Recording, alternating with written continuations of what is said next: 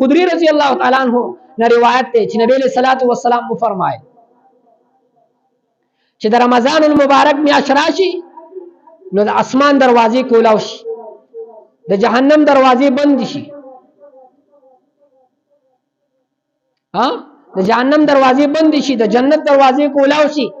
کله چې یو انسان یو مسلمان بنده د رمضان المبارک په شپه کې یا په ورځ کې الله رب العالمین په درگاه کې سجده لګي، د هر یوې سجدې په بدله کې الله رب العالمین دته 1500 نیکۍ ورکړي، د هر سجدې په بدله کې 1500 نیکۍ انسان ته ملاويږي. کله چې د رمضان المبارک اولنۍ شپه راشي د انسان مخکینی واړه ټول ګناهونه الله رب العالمین معاف کړي. د غروب آفتاب راخله تر سهار پورې د انسان د پاره 70000 فرشتي د مغفرت دعاګانې غواړي او یا زره فرشتي د انسان د پاره د مغفرت دعاګانې غواړي. کله چې انسان د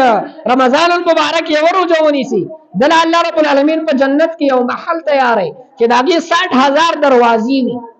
د هرې دروازې مخ ته یو جدا محل وي، دا د سرو یاقوت نه جوړ کړل شوی محل وي. کله چې انسان د الله رب العالمین د رضا لپاره د رمضان المبارک د میاشتې یو روزه ونیسي د یوې روزې په بدله کې الله رب العالمین د یوې سجدې په بدله کې الله رب العالمین دته د ده په باغ کې په جنت کې یو ونه لګي چې د هغې د سوري لاندې تیز رفتار اس 1500 کاله مزل وکي د هغې سوری به ختم نه کړي. یعنی دی برکات دی. دا روایت اشرف علي تھانوی رحمه الله لیکل راوړی دی په ترغیب او ترهیب په حواله باندې د حضرت ابو سعید خدری رضی الله تعالی عنہ او حضرت ابن عباس رضی الله تعالی عنہ فرمایي چې نبی علیہ الصلوۃ والسلام فرمایل چې بغیر د شک شوبینا د کال د اول نو اخله د کال د اخره پورې الله رب العالمین جنت چې کم دی دا د رمضان د فارغ خایسته کوي. او بیا چې کله د رمضان المبارک اولنۍ ورځ راشي اولنۍ شپه راشي نو جنت الله رب العالمین ته درخواست کوي الله پاکه د دې خپل نیکو بندګانو نه زما لپاره څه خلق متعین کا څه خلق مقرر کا چې نیک اعمالو کې حکما کې داخل شي او د جنت خوري الله رب العالمین ته درخواست کوي الله پاکه د دې خپل نیکو بندګانو نه پدنا زمان لپاره څه خاوندان مقرر کا چې زمونږ د هغوی سره نکاح وشي. بیا چې کله اولنۍ شپه راشي او انسان په نیک نیت باندې د الله رب العالمین د رضا لپاره روزه نیسي او د خپل نفس حفاظتو کې د ګناه نه د نشدار څیز نه د خپل ځان حفاظتو کې په یو ورور مسلمان باندې تهمت ونه لګي ګناه کبیره ونه کی نو د هر روز جماعت په وخت کې الله رب العالمین د سره د صلح حر نکاح کوي. د هر روز جماعت په وخت کې د صلح حر نکاح کوي د سره او د دې لپاره په جنت کې یو محل جوړي چې هغه دومره غټ وي د هغې لمبایي او چوړایي دومره غټه وي چې که دا ټوله دنیا ته راواخلې او د هغې په یو میدان کې کېږدي دا به داسې حیثیت لري لکه زمونږ د ټولې دنیا په مقابله کې د ګډو بیزو هغه باړه چي د ټولې دنیا په مقابله کې د ګډو بیزو د راټینګولو د شپې تېرولو کوم ځای چې وي د هغې هېڅ حیثیت هم نه وي. داسې به الله رب العالمین د ده لپاره د سرو یاقوتو او ملغلرو نه یو محل جوړ کړي.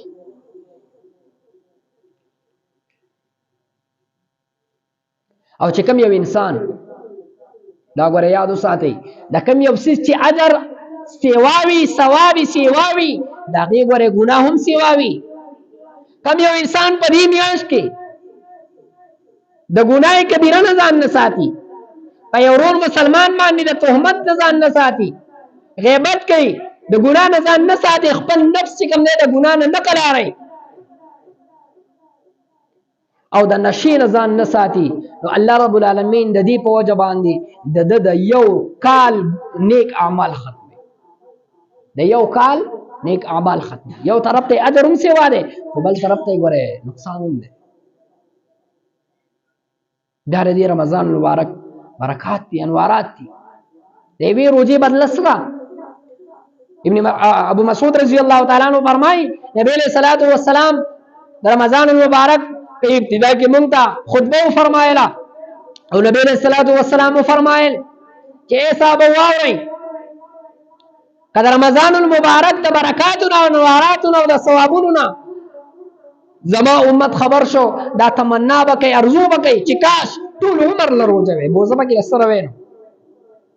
د قبيله خزاعه یو سړی پاسېدو اې د الله رسوله مونږ ته د دې روزې لپاره څه فضیلت راته بیان کړه د دې روزې نبی علیه الصلاۃ والسلام وفرمایل چې کله د رمضان المبارک میاشت راشي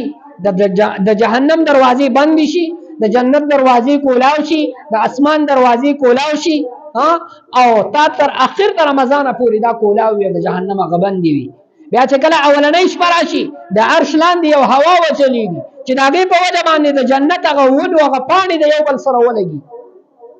د جنت حوري الله رب العالمین ته درخواست کوي الله پاکه د دې خپلو نیکو بندګانو نه زمونږ دپاره خاوندان مقرر کا چې مونږ په هغې باندې خپل سترګې یخې کړو هغه په مونږ باندې خپل سترګې یخې کړي الله رب العالمین د هر جماعت په وخت کې د سره د یوې حورې نکاح کوي چې د هغې حیث هغه په هغه کوم ځای کې حور مقصورات فی الخیام د یوې ملغلرې نه یو جوړه شوې خیمه په هغې کې به محفوظ وي په هغې باندې به چا نظر نه وي لګېدلی د هرې حورې باندې د هغې په لباس باندې د هغې په بدن باندې به اویا قسمه لباسونه وي اویا قسمه لباسونه به وي جامې به وي د هر یو لباس رنګ به د بل نه بدل وي د هر یوې د خدمت لپاره به الله رب العالمین د هغې په خدمت کې د هغې د انډر لاندې به 70,000 خادمان او 70,000 خادمانې نوکران او نوکرانې به متعین کړي وي د هغې نه انډر لاندې به وي د هر یو په لاس کې به یو پتنوس وي چې په هغې کې به قسمه قسم خوراکونه وي او د هر یو خوراک ذایقه او رنګ هغه به د بل نه بدلې وي د دې لپاره به الله رب العالمین یو تخت جوړ کړی وي یو تخت یې ورله جوړ کړی وي د دې لپاره او دا به په هغې باندې ناست وي په دې تخت باندې به اویا فومونه لګېدلي وي په هر یو فوم باندې به اویا ګدۍ لګېدلي وي دا به د دې هغه د یوې روزې هغه اجر او د یوې روزې هغه بدله د زما عزتمنو د دې خاوند نه به هم الله رب العالمین د سرو یاقوت یو تخت جوړ کړی وي دی به په هغې باندې ناست وي او د ده په لاسونو باندې به یو دوه بنګړي وي چې د هغې قیمت به ټوله دنیا نشي پوره کولی ټوله دنیا به د هغې قیمت نشي پوره کولی د هغې د دوه بنګړو